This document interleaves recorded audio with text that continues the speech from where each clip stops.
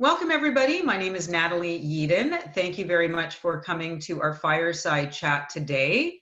I'm the co-owner and managing director with Impetus Digital. Impetus Digital has built some of the best-in-class asynchronous and synchronous collaboration tools for life science companies to be able to connect with their customers, to be able to do things like advisory boards, investigator meetings, protocol development, MVP development, and a whole slew of other things, including doing internal brand planning and POA rollouts.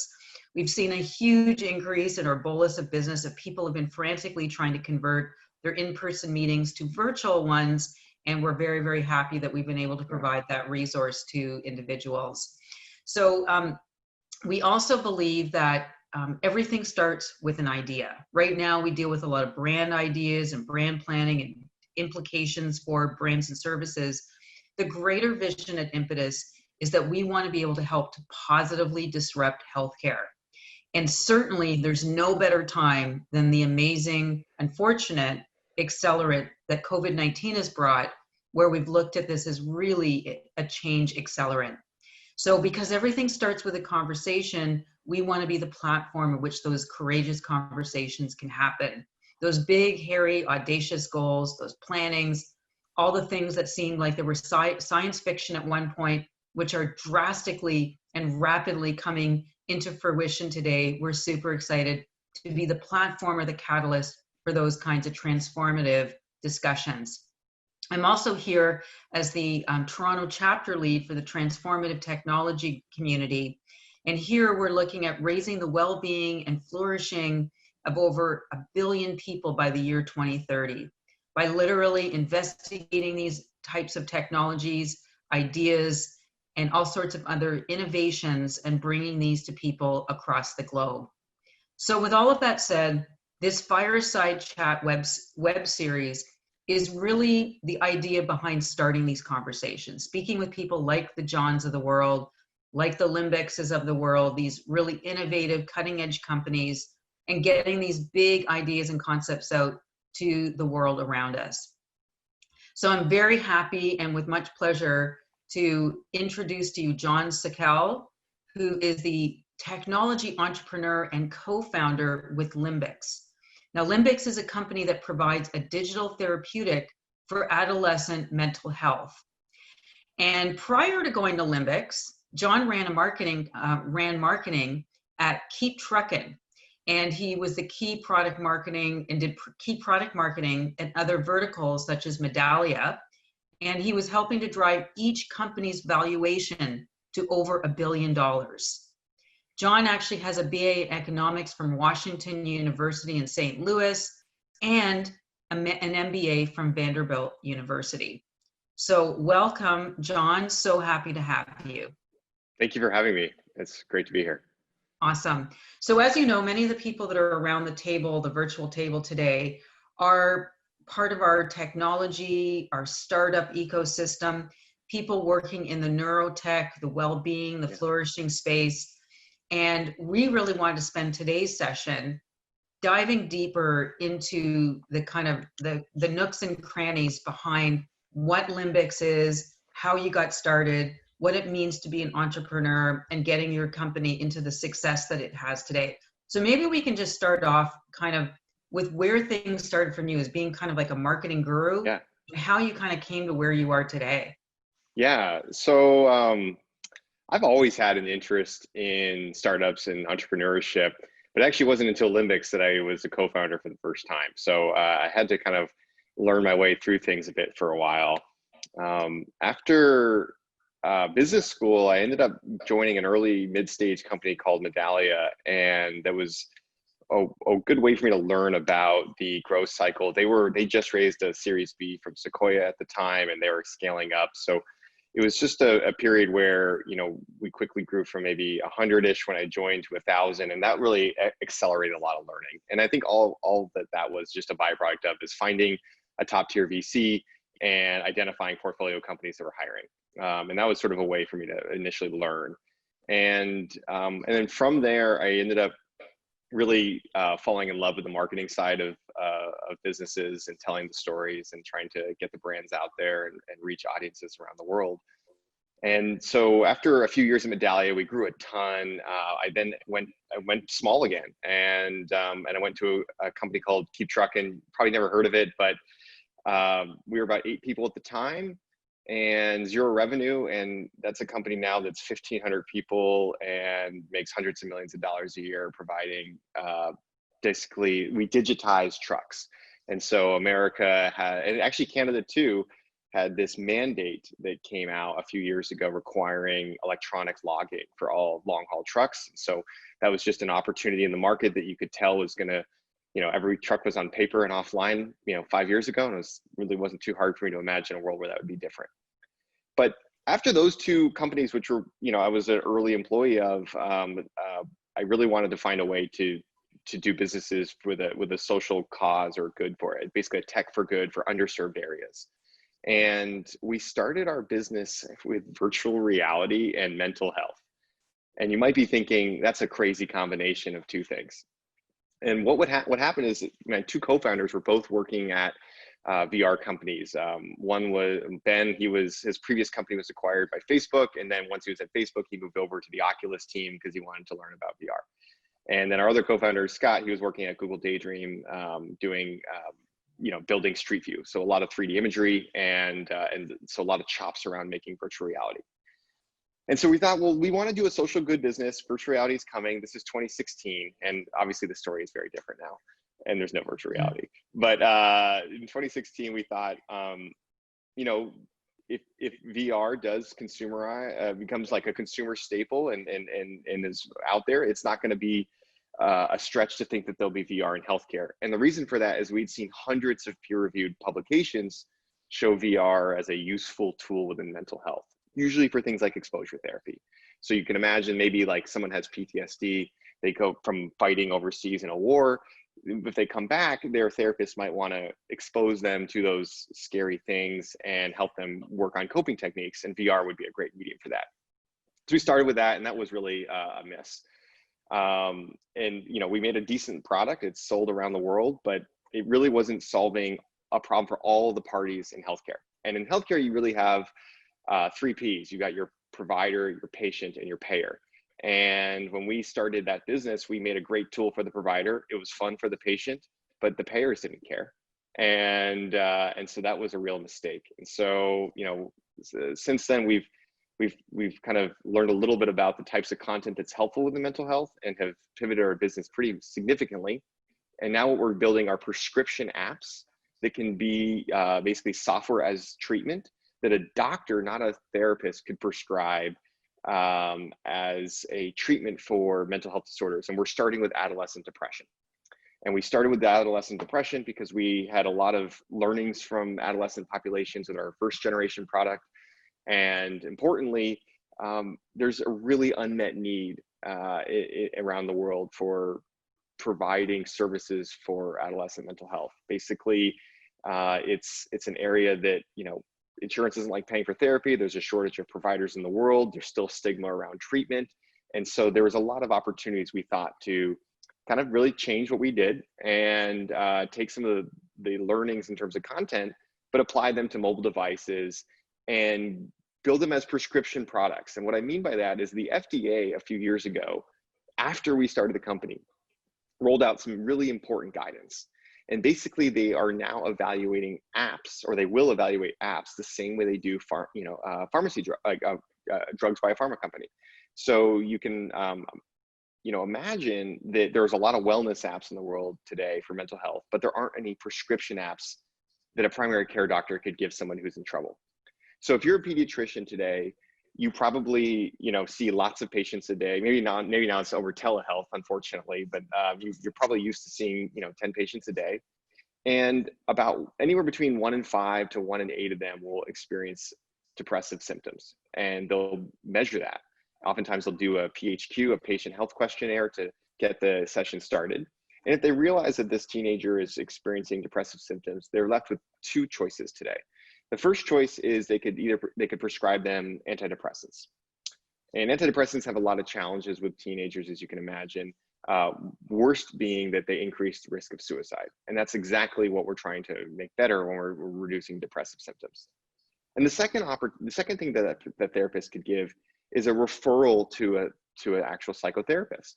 And that's usually pretty helpful, but that psychotherapist often has a wait list that's 6 months, 12 months longer than the patient can really wait. And so it's not a great option. It's a great option if there's availability, but for anyone who's on, unless they're private pay out of pocket, or in a country that really values mental health services, it's probably going to be hard for them to get access to that.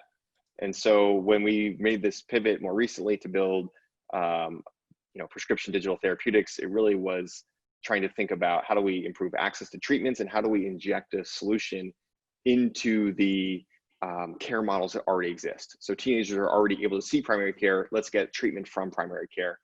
And that was sort of one of the big things we learned and we wanted to do and it just made a lot more sense once FDA rolled out all this guidance. It's amazing. John, there's so much there that I want to dig into. So I'm actually going to just take some of these in little bite-sized pieces and linger on them a little bit. So One of the things I did think, and we're not here to talk about keep trucking, but one of the things I think came from that message is that no matter how bizarre or small or weird or convoluted the idea is, there's always a potential market. And I think that the world has kind of turned around recently with COVID. And I know that everybody's targeting healthcare and, in certain areas, but the world has changed. And I think to all the entrepreneurs who are listening here is we're in an unprecedented opportunity, although we all feel like, oh my goodness, there's job losses and the economy's in upheaval.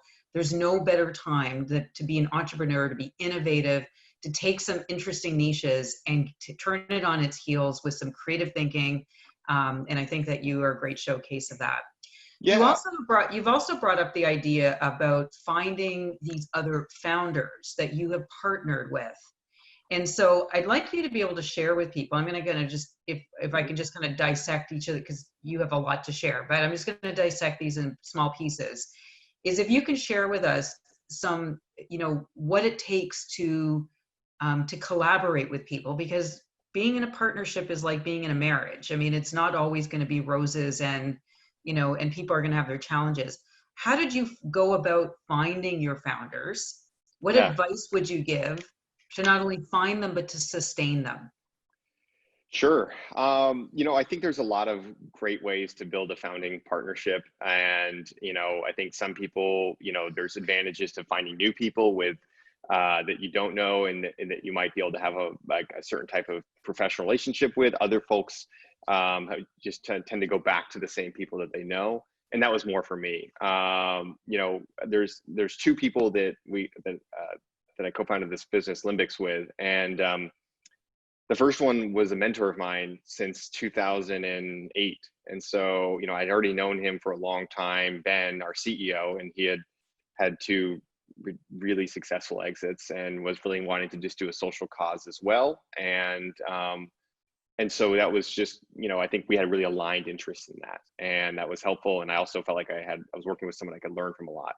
And then my other co-founder was my roommate from college, 100 years ago. And we were roommates, and he was an engineering major and I was economics. And afterwards, I went down the business side. He went and did a PhD in machine learning. And then eventually we ran into each other when he came back to the Bay Area and was working at Google. And so Ben and Scott and I, we would watch Survivor on Wednesdays, which is like the dorkiest show in the world.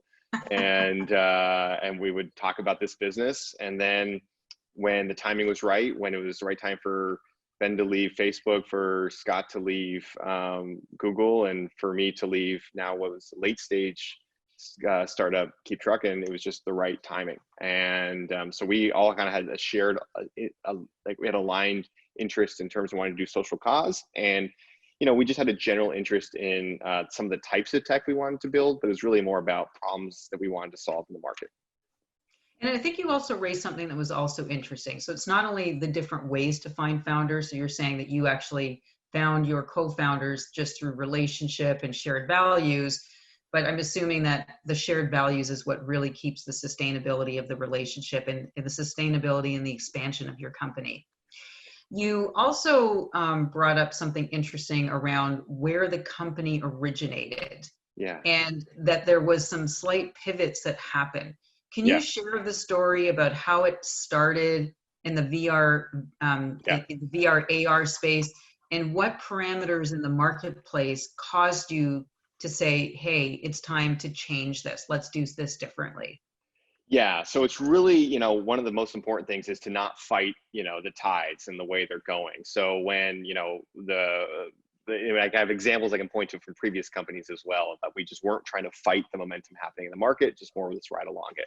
So in late 2016, I'm sitting in Sequoia's office, and we have a little EIR room, and it's just, we're stuffed in this tiny little room in the corner, and they've got really fancy snacks in the living room. And then, and so we're in this corner, and we're like, okay, VR is definitely coming, which you can definitely say we're wrong now. And we're thinking, okay, so VR is going to come. We're going to make VR for healthcare, and we're going to find an area in healthcare where it could be most helpful. And we found mental health as an area where we thought it could be really useful. And so we started building that way.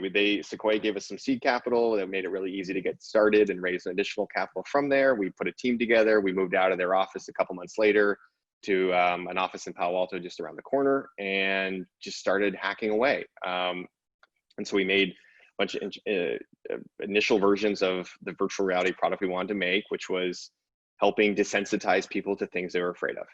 And that was sort of it in a nutshell, as a tool that psychologists could use.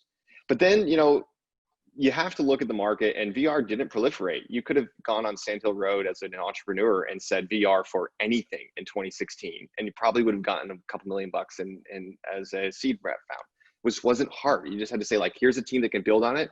Here's an area of the market that's going to exist. Well, VR didn't proliferate. They're really flattening out, and if anything, we're seeing some declines. And I don't think people want to be sharing or are going to be able to use VR in the same way, at least in hospitals now, that, in this type of world anyway. So 2 years ago, we realized that this was not going to be a giant business. We had built a solid product with good margins. We probably had 70% margins on each sale. But we didn't think our TAM, our total addressable market, was big enough to keep the venture community interested. We thought we could build this into maybe a $10 million company, but not into a $1 billion company. And ultimately, that just isn't going to keep at least venture capital investors excited. It's a great lifestyle business, and I think that whoever ends up taking over that business from us is going to have a lot of fun.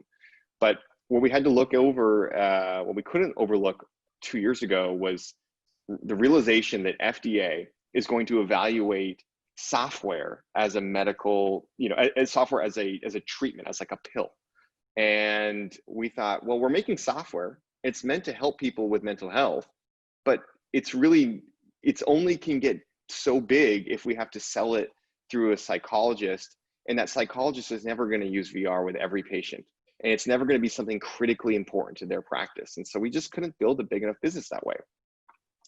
But then when the FDA rolled out this guidance, we realized, well, every pharma company is going to want to build apps that can, be used either as a diagnostic, a treatment, or a preventative tool for helping people with various cases. And right now, there are literally only 3 apps, I think, that have been approved by the FDA so far for prescription. And so basically these apps, they're all by Therapeutics, a company that is not public, but probably has about a $500 million or so valuation now, and has raised a ton of capital. And what they are trying to do is be the pharma company that has the whole pipeline of therapeutics, so that doctors could prescribe as a treatment. And so we thought, well, geez, think about how many drugs there are in the world. Think about how big those markets are. Think about how many people get, all sorts of medicines. Well, of course, there's going to be apps that are prescribed. Like, it's not hard for me to imagine a world where doctors go from recommending apps, which they do today. If you come in stressed out, they might say download Calm or Headspace, going to a spot where we prescribe them for specific diseases. And so that was exciting for us. So what we had to do then is take a look at the market, and we first figured out, well, who's building what and for what type of disorders. And we saw that lots of people were building prescription digital therapeutics, at least very early on. Only a few have been cleared. But most all of them have been adult focused. And we thought, well, that's interesting. That means that this whole section of the market that has lots of mental health issues, folks 13 to 18 or even 21, aren't being addressed. And the way that you build a program for a 45-year-old with depression is fundamentally different than the way you build a 15-year-old's depression program. You know, the thing that a 15-year-old's going through is probably bullying and homework and college admissions and you know, standardized tests and all sorts of, you know, sports practices or whatever it is. There's lots of things that can be really stressful at that age. When you're 45, you might be thinking about your mortgage, you might be thinking about your kids, you might be thinking about like totally different things. And so the way you design a program for that is fundamentally different. You know, we have this little kitschy avatar called Limbot, this cute little animated therapist, essentially. It's a robot that is meant to increase the therapeutic alliance. That robot works great with a teenage audience. It does not work well on folks my age. And so I think it's, you know, what we were excited about with this change in the tides with FDA was that ultimately we could build programs for specific diseases that had specific markets. And so we picked depression to start for kids 13 to 18. And then after we build our first, and once we get our first one cleared, we'll then go and continue to build more therapeutics related to depression. So that primary care provider, they see the patient, they come in, instead of referring them out to a wait list, they can hopefully give them another therapeutic. And so, you know, depression is obviously first, but then I think what's comorbid, and what's comorbid would probably be anxiety-based disorders. So things like panic disorder, social anxiety is going to be really big right now with COVID. You know, you're going to have things like eating disorders. And so lots of opportunities in there that we think could be complementary, but really picking a specific market and a specific disease first, trying to nail that and then expand from there. And so since really, and I think that's really good advice, John, is that the idea of sometimes you have to go slow to go fast, or sometimes you really need to super or uber focus for you to really take off. And I think that's really, really great advice. So let's actually, you know, dissect that a little bit. So you've decided to pivot. You're now going into this new space and riding the momentum of the groundswell behind a new FDA approval and this whole new bandwagon of opportunity. And so you decided to ride that wave. How did you decide to change the makeup of your team? Who did you start including in that, and what roles were they taking on? That's a terrific question. Our team looks a lot different now than it did 3.5 years ago, 4 years ago when we started the company. You know, and it's been bittersweet because, you know, you form bonds with people that, you know, that obviously things change in life. And so when we first started building virtual reality tech, it's like new hard tech. You know, and if any of you guys ever use VR, maybe not, there's a huge spectrum of quality. And some stuff can be nauseating and make you want to vomit. Sometimes it's immersive and beautiful, and you really think you're somewhere else, and it's powerful. So we wanted to be on that side of things, not obviously the nauseating, low quality side of things. And so we had to hire some real strong engineering talent. You know, I mentioned my co-founder, Scott. He had a PhD in machine learning and computer vision from Carnegie Mellon, and was really smart building Street View work, the same product you guys probably all use that I use all the time too. And so that was a really key partner for us to start building this. And then obviously the people who wanted to go work with Scott were really, really high caliber. And so that was important for us. Now, we don't build VR anymore. We're building mobile apps, and there's lots of easy ways to build, you know, mobile apps now. There's even things like React Native or Flutter, which will let you, you know, build on multiple platforms. So you can build on both iOS and Android. You don't need to have an iOS engineer and an Android engineer anymore, like we did, you know, 5 years ago or 10 years ago. 10 years ago, do we have phones? Almost. And then, 10 years, we definitely had phones. And then, so, you know, I think that what that meant is that the engineering challenges were simpler. And so it doesn't mean that we don't need engineers. We need great engineers, but we don't need someone who's on the bleeding edge, you know, that can be really expensive sometimes, you know, to build a mobile app. A lot of us know how to build mobile apps.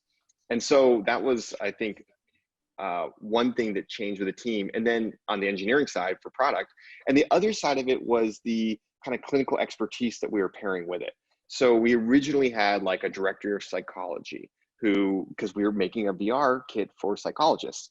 Well, we don't do that anymore. And so now what we have, you know, now we have is a chief medical officer, someone with an MD who previously worked at FDA at Digital Health, approving these devices. And instead we're bringing her on. And the type of people that go work with Marissa, our chief medical officer, are PhDs in neuroscience and who help run the research studies and run the trials that we take through, that we're hoping to take eventually through FDA through clearance. And so fundamentally, the big difference in our team is that we've gone from like just kind of bleeding edge engineering to instead like clinical people who, really understand healthcare workflows and who understand the regulatory environment and how to like build a quality management system and have auditing and paper trails and everything we do. And so it's been a little different. Like it's a little bit of it's thick to get through some of this stuff. But I also think that's like, as an entrepreneur, that's pretty exciting because that's a barrier to entry. And so like, if you're thinking about a healthcare startup, I'd be really excited by the fact that FDA is evaluating these things and that I'd pick a corner of the market that no one's working on right now. And so a lot of people are looking at chronic diseases. A lot of people are looking at CBT-based, cognitive behavioral therapy-based apps because there has been some sort of predicate devices that have been, who looked good in the approval process. And so I'd be finding areas that people aren't working on. And I think that now with digital health being at the forefront of every investor's mind, I think it's a good time. I think I can tell you personally, 2 months ago, we raised our Series A like 3 days before COVID started. It was like the luckiest timing in the world that the round closed. I mean, literally COVID had already hit California by the time we were in due diligence. I'm telling all the lawyers, just accept. I just let's not negotiate. Let's just get this in. This is about to get dark. And this is like early February. And so we got that done. And then all of a sudden the follow-on capital, which was all lined up for us, ready to go. Usually the easiest part is follow-on, the lead's the hard part. That all got real quiet. And then now I would say in the last 3 weeks, I've been getting a lot of emails that say, hey, we're reopening up our funds. We realize digital health is more important than ever. I'd love to tag along that same deal you offered us last time. And so I do think that if you're thinking of starting a company right now, or you're trying to expand, that capital markets could be a little better within digital health right now than they were maybe 2 months ago. Right, great advice, and definitely starting to see some of that opening with investors, VCs, and I think healthcare, especially the work that you're doing around, can be looked at as stress management, all of the psychological impact that COVID-19 has had. So I'm sure you're probably feeling that groundswell. Yeah, I mean, it's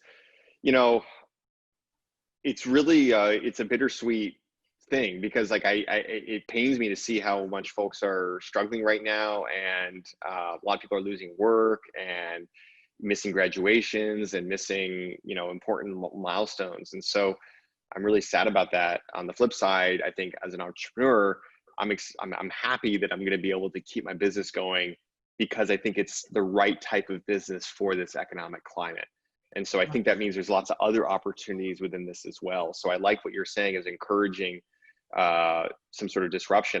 Roelof Botha, one of the lead partners at Sequoia, had this really important line where he talked about startups have such an unfair advantage when the world gets disrupted. So that happened back in 08, 09, right? There was an unfair advantage. And then apps became really like, you knew this is where things were going to go. And so you could build almost any app and you're going to build a decent company because you're in the right place at the right time. You're not fighting these tides. And so right now I sort of think like, well, digital health is going to be a growing tide and you're going to have an unfair advantage over a pharma company that has no idea how to code. And so I think that that's what I look at. And then I'm thinking if I'm a pharma company, I'd be pretty sad to miss out on another vertical. And so I think we'll see acquisitions in this space as more and more products gets cleared and pharma wants to sell more to healthcare. So while we're talking about venture back, we're talking about raising funds, especially companies like yourselves. And I'm going to pick apart the idea around clinical trials in a moment, but for right now, let's actually just talk a little bit about giving people advice on how to select your VC, or who are you approaching, and why did you approach Sequoia? Everybody has different reputations around being founder friendly versus not, and all sorts of other things. So what were some of the things that you were looking for, and what advice would you give to people? Yeah, so I mean, I think that I think ultimately you want to think about how your VC is going to be helpful for you. So if you have a decent idea and a decent plan with a good team, there should be multiple investors interested. And so then you really want to be thinking about what is it this investor can do that would help my business. And I don't think it has to be a huge name for that to be the case. And I'll talk about some investors we've worked with since Sequoia that you may not have heard of that have been super helpful for us. But early on, I think the reason why we worked with Sequoia is, I'm sure a lot of folks know they have a terrific reputation. But I think we also had a relationship with them. I think I mentioned that the first company I worked at was a Sequoia-backed company that IPO'd, and so that was, I don't think, that hurt. And then Ben's my co-founder, he had a 9-figure exit on a company that was backed by Sequoia also. And so that was those were both, I think, some comfort level there. And they were going to be friendly enough to let us work in their office and see some pitches and work on our own pitch plan. And they basically want to see us succeed again. And so that was something that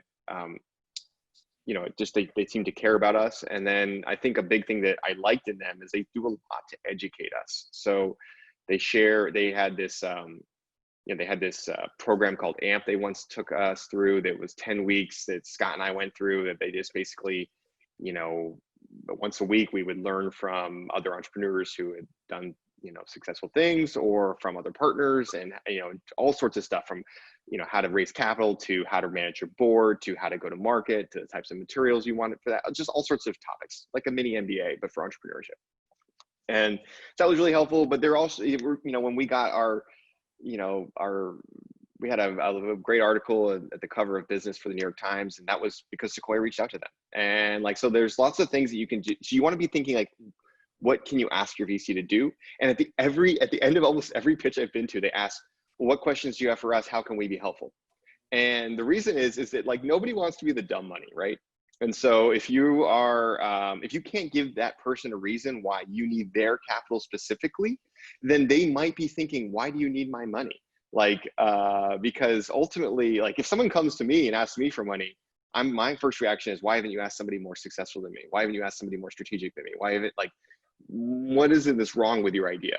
But if someone came to me and said, hey, I'd love you to invest in this company because we're doing digital therapeutics and it's for this specific thing, and I think you have expertise in this area, then that tells me oh, okay, well, that actually might be a good fit then. They're not just trying to, fill up around.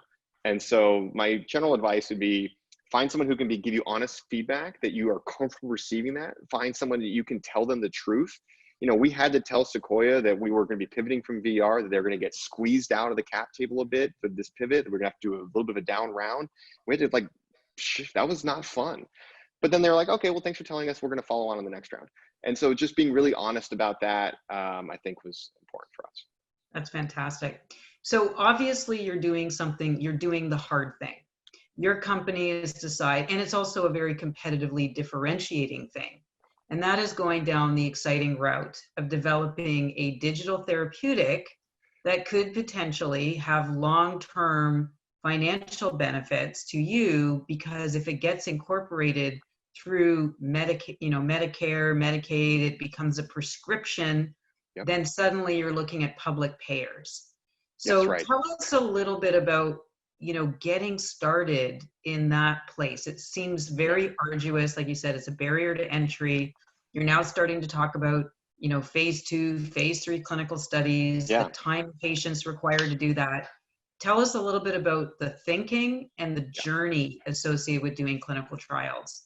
Absolutely. Yeah. So biggest mistake I think I made in that Sequoia office in 2016 is I'm on the phone with one of the founders of Gsr, and she says, hey, Jon, make sure you find your payer before you do anything else. And I was thinking, yeah. I'm going to make a great product for the providers and the patients. They're going to love it. And then the payers will figure it out later. And that was a huge mistake. And so this time around, I think, we've had to really prioritize the payer and who's going to ultimately reimburse for this product. And so we really leaned on our venture capitalists to help start that process. And in the most recent Series A we raised, our lead was a company called Gsr Ventures. And we chose them because they had a team of MD MBAs. And so that whole team really understood healthcare in and out. They had made multiple healthcare investments before. They had a large fund. And were able to really provide a lot of insightful thinking to us that we had not done before. You know, Ben and I hadn't been in healthcare at all before this, and all of a sudden we were learning a lot of terminology, and we thought this was really great. Like, they're educating us and also, you know, impressed with our phase 1 results. So we were happy about that.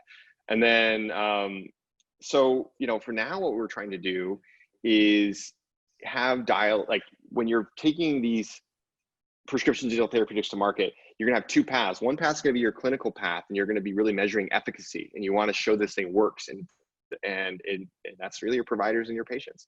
But then the other side is going to be the health economic outcomes research you want to run. And so that's where you're going to want to find, you know, if you know insurance companies, then, you know, obviously you can take advantage of that, but hopefully you have an investor you can go lean on that can help you with some of those early introductions to basically find a health system and a payer who can run a study where we show some sort of reduction in costs for the insurer or something to that effect. And so basically, you know, for at least for Limbix Spark, for teens with depression, you know, we're trying to show either some sort of savings on therapy sessions, savings on ER visits, you know, or something to that effect. And so there's a few ways that we'll look at this. And so in parallel, while going down the efficacy path, we're also going to have to prove that there is an ROI there. And so when GSR made that investment in us, they basically said, look, we think that there's a commercialization risk that we're a little uncomfortable with, but we think that companies like Pear Therapeutics and others who are, you know, $500 million companies, they're going to have to figure out commercialization now. So why don't you guys plan on copying what they do, and in the meantime continue to do product development as you take your things through on the efficacy path or down your clinical path. And so that's what we're doing. And then in parallel, we will be running a couple of health economic studies later this year or early next year, most likely. And then, so we'll be doing these things in parallel. We want to have that buy-in. And then long-term goal, we're going to have to do state-by-state Medicaid, you know, reimbursements, because I think that this is really the market we want to serve. And this is where digital therapeutics, I think, can be powerful, is that you want to go to those communities that don't have access. And then all of a sudden there's a compelling reason to provide a treatment for them. It's low cost, and, you know, and it can be obviously scaled since it's software. So, you know, as an entrepreneur, you'll be fine as a business if you get that integrated.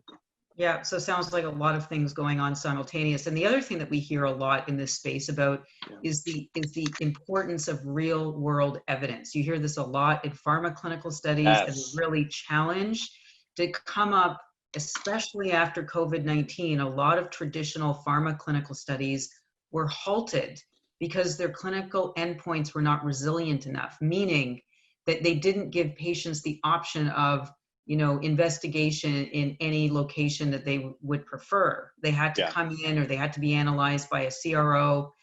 Tell us a little bit about the advantage of the digital therapeutic as it relates to resilient endpoints and sort of real world evidence as inputted directly by patients themselves.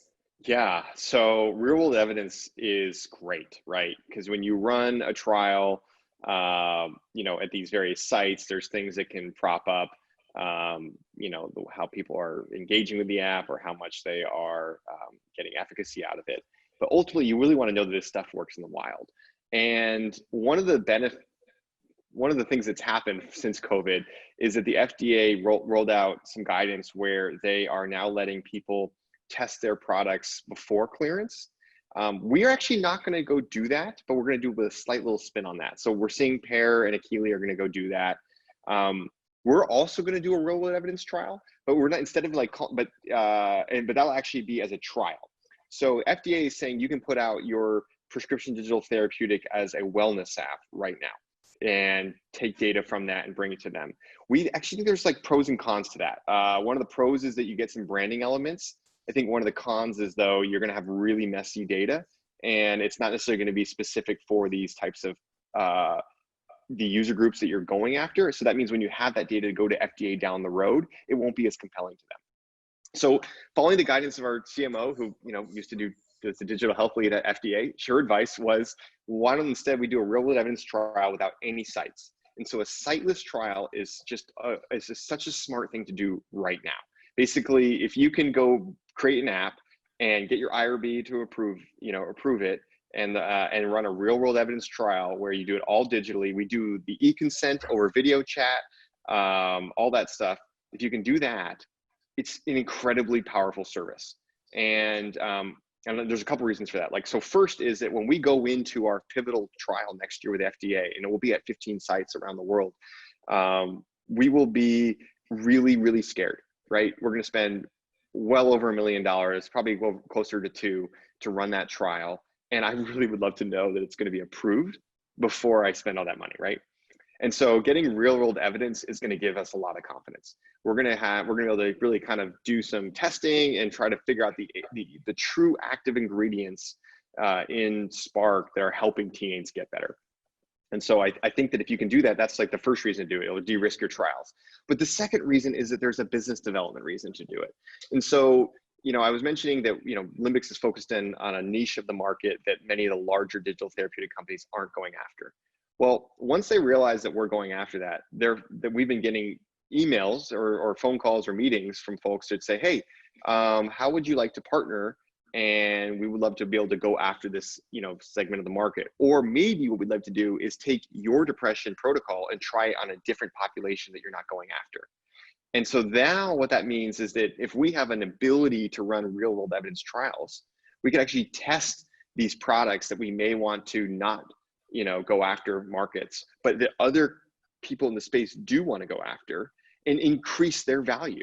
Because what we can do is we can take that protocol for depression that works for where we're going after teenagers, try it on someone who's 30 or 45 or older, and if it works for that person too, we can now license that out to that other company. So these real-world evidence trials, I think, are great for de-risking your own FDA pathway, as well as just making deals. Absolutely, brilliant, love it, and it's definitely a wave to ride for sure. We talked a little bit about the VCs, the other sorts of, ways of raising funds and helping you sail through this difficult period when you're trying to get the evidence for the efficacy, et cetera, before you can get into the payer system.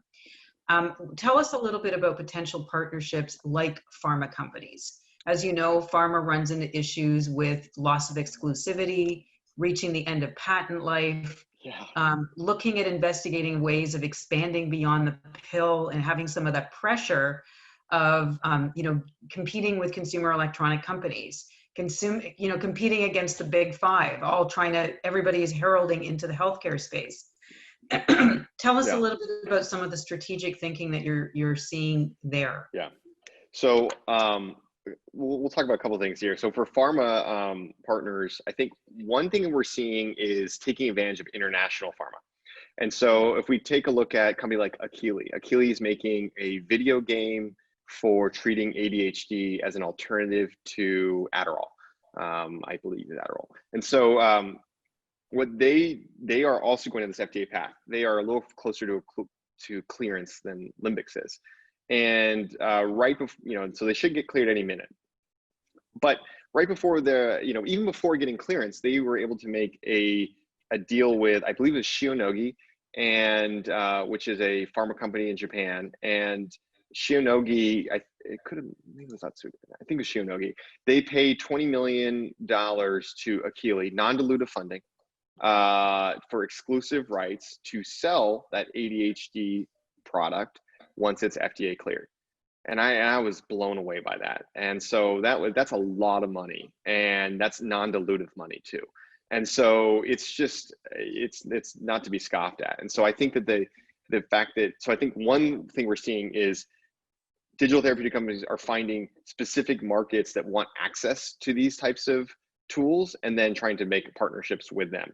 Other cases, they're just joining their cap table and co-developing things with influence. Or in this case, I thought was really exciting for Akili. For Limbix, we recently brought a Korean pharmaceutical company onto our cap table that's building a digital therapeutic for OCD. And so that was strategic for us because we weren't really going to build OCD, but it is tangentially related to depression, anxiety, and some of the areas that we were most interested in. They don't know what they are. They don't have the same software expertise that we do. And so they're getting some benefit by learning from the way we develop products. And we're getting some benefit by being able to reach a market that I never would have been able to otherwise. And so I think that, so one trend is with pharma is we're seeing some overseas partnerships where specific countries, like I'm seeing Japan and Korea, and some Asian companies are a little more excited for a digital therapeutic than maybe other regions. Okay, so that's one. The second thing is we got to figure out though what pharma companies have a sales model that can be effective. So Novartis had a famous breakup with Pear last year, and so Pear had originally made a partnership with them to sell or distribute Reset and Reset O. Reset and Reset O are the first two therapeutics that were FDA cleared by Pear, and they're for addiction-related treatments. And so the team. Our understanding is that the team at the pharma team didn't really have the right skill set to sell digital therapeutics. They don't know how to do that. And so, you think you're gonna have to find two things. You're gonna have to find one, a pharma company who's interested in rights to your product in their country, if you're looking overseas or at least in your disease area. And then second, who you also think has a sales model for actually distributing it. And so then if they don't, which I think many of them don't because they've never sold these before, you then want to think about negotiating revenue guarantees, where basically like, if you're going to take exclusive rights to my product for a few years, then I need to know that I'm getting this much money this year, double that next year, and double that again the year after, because who knows, they could just sit on that and park it. And so that's one of the things that we're a little worried about. Because pharma makes a lot of money, and if I were them, they would probably just want to shut down everything that's new and just keep that cash flowing. Right. Yeah. Very interesting. So lots of different opportunities, ways of partnering, ways of raising funds, ways of looking at revenue streams. I think in the future is a lot of people are investigating this opportunity around the digital pharmacy and the digital therapeutic. So with all of that said, what do you surmise this digital pharmacy is going to look like? And who do you think is going to be brave enough to start building this? Because right now, nothing really exists. So what is your anticipation or view on what the digital pharmacy is going to look like? Yeah, I mean, I think that the way it's going to look for the patient's perspective is that, and a little bit of the provider perspective, is that there'll be these digital therapeutics will be listed on the formulary in the electronic medical record. And so there are some companies that are trying, to work on that right now. And so when the doctor, they see the patient, they click a button in the EMR that says, give them the digital therapeutic or whatever it is. And then that patient gets pinged to download the app. And they also get a unique code in that process. So that is tied, because not anyone can download these apps. These aren't wellness apps. These are ones that have to be specifically prescribed by a physician. And so I think that what we're going to see is more digital formularies where people are trying to list their apps in the digital formulary. You're going to have people who are going to try to bubble up and be, the platform of all the digital companies. And I think that's what Pear wants to win at. Pear's got 3 cleared products. I just heard, before I did this call, I was on McKinsey's doing their healthcare digital conference today also. I was listening to Corey, the CEO of Pear, just literally half an hour before this. And he's talking about there's tens of other therapeutics in their pipeline that they're ready to go. And, I know they're trying to acquire other therapeutic companies. And I think that their whole goal is to be the one-stop shop for all these digital therapeutics. I think that's going to mostly be as a pharmacy benefit is how it's probably going to be more likely, the successful business model over time. But I think that workflow is going to be the doctors in their EMR. There's a digital formulary. They click a button, and then the patient is prompted with a unique code to use the app. What I think is really competitively differentiating, to be honest with you, in 2023, the FDA is releasing a Drug Supply Chain Security Act. Well, actually, it's coming out in November and being enforced in 2023. And what's really interesting is it's to counteract counterfeit or drugs that are outside of the flow. And what's really interesting about about digital therapeutics and potentially getting included eventually in the blockchain of things is it's probably a lot easier to track it. So this is something to potentially include in your future marketing differentiating comments. Yeah. So you're right. You can add me into your advisory group. Thank you. Tons of pharma experience. So we have a couple of minutes left. If anybody has any questions, please type those away in the chat line. Otherwise, I'm going to continue to ask Jon because I have never any questions. But lots of opportunity around competition and competitive differentiation. But what is your plan of action in terms of customer acquisition? We obviously have the wellness apps and everybody's downloading out of choice, and you probably have a nice little business going on there. But what is going to be the plan of action? Do you have like a whole marketing schema? Are you going to be riding alongside one of your pharma partners to help you do that? Is there going to be legs and lungs in this? What is the plan to start acquiring? Are you going to completely just, focus on physicians and hope that they start clicking that button on their electronic health record?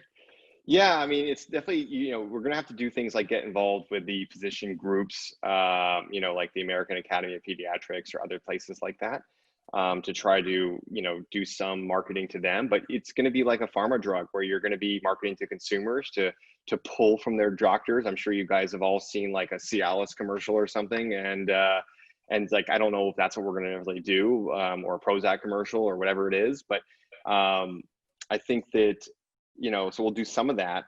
But we're also going to really rely, I think, on the pharma partners longer term. Or I think that, there will be people who, I don't know if we're going to really be the team that builds the sales engine for that. I think ultimately we're going to have to find a partner for that. But I think that the marketing is going to have to, though, go to both the patient and the provider. And then you're going to do a lot of biz dev with insurance. So right now we actually don't do much marketing. So we'll do a little bit of marketing for our real world evidence trial to make sure we get enough participants in there. But for the most part, we do a lot more biz dev and trying to spend time with the folks who will eventually be reimbursing for this or distributing this. We might need to find, a partnership through a digital formulary or some other, so we can list it that way. So we'll have to do a bunch of different things in that sense. There'll be some standard kind of conferences that we go to, and then we'll try to make sure that our stuff's published in great journals. And so hopefully we have really robust studies.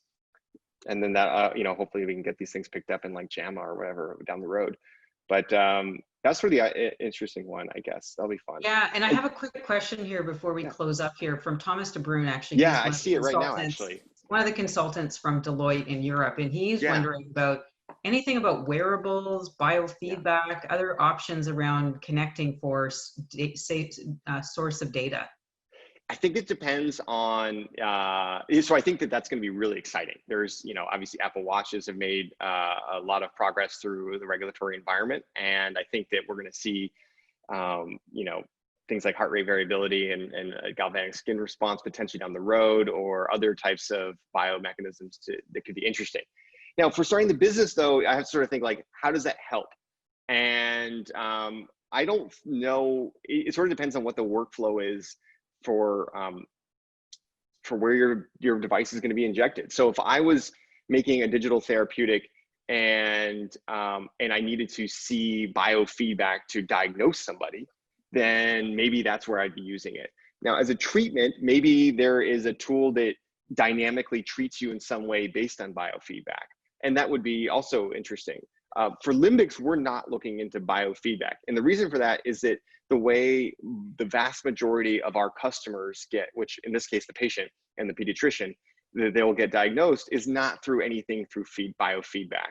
And so we could make maybe Spark a better product, right? Where we could maybe based on how, your heart rate is changing or something, we serve up certain types of content. But it's a bit of scope creep. And ultimately, that pediatrician makes a diagnosis without any biofeedback. And then the treatment itself, most of that's going to be dynamic based on the inputs that the patient puts in through the phone. I think biofeedback can make it better, but I also think that would really slow down our approval pathway and will give time for another company to get to the market first. And so the advice from our VCs was, they also asked like, hey, you could even incorporate VR or biofeedback or both. And ultimately, though, their thought and our thought, we agreed, was that, there's going to be a huge advantage to being first to market. And, a lot of people are going to market for adults, and we just want to be first to market for kids. And if we're first to market for kids, we can layer on a second version of that product where we incorporate biofeedback. And so I think ultimately you'll hack around with it, but you'll just end up wasting time. Beautiful. Love it. That's what I worry about. Well, you know what? This has been an amazing conversation. It's probably everybody who's attending or going to be listening to this afterwards. We could probably keep speaking about it. It's an extremely exciting and extremely awesome space. I'm so stoked about the work that pioneers like yourself are building into the digital therapeutic space. I'll be the first one hanging out there at the digital pharmacy whenever it comes around. I love it. I love the idea. Wouldn't mind probably at some point in the future after your clinical studies are finished to see how you're faring, and would love to actually see how your company is doing. So thank you so much for this, Jon. Just for those who are a reminder, again, this is the kinds of things that we love doing at Impetus Digital and also through Trans Tech Community, is having these courageous conversations, because the way that we're all going to be positively disrupting healthcare is by heralding these conversations, discussing these provocative new therapeutics, ideas, innovations. Everything starts with a thought and with conversations with people like Jon. So if you're trying to solve the world's problems, now that we're living in the new normal with COVID-19, let's get together in platforms like the Impetus Insight platform and other sorts of tools so that we can actually build and sustain these conversations, these dialogues, these collaborations and partnerships, so that we together can really start to embed flourishing and well-being by the year 2030. So thank you again, Jon, for this. For anybody who wants to get in touch with Jon, we will be leaving a link to his LinkedIn profile and to his company website in the show notes to this. Thank you, Jon, so much for your time. You've been awesome. Yeah. Thanks to the audience as well. And we will speak with all of you soon. Thank you so much. Thanks, everybody.